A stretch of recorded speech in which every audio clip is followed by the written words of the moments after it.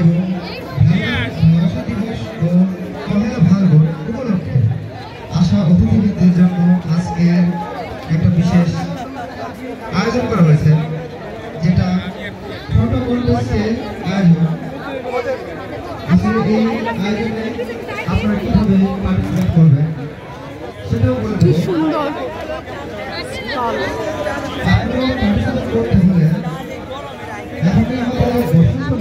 ব্যানারের সাথে সেলফি অথবা ছবি তুলে ফেসবুকে পোস্ট করবেন।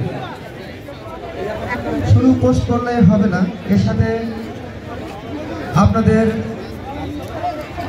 হ্যাশট্যাগ দিতে হবে শোবিজ এন্টারটেইনমেন্ট, হ্যাশট্যাগ দিতে হবে বসন্ত বাহার, হ্যাশট্যাগ দিতে হবে রবীন্দ্র সরোবর।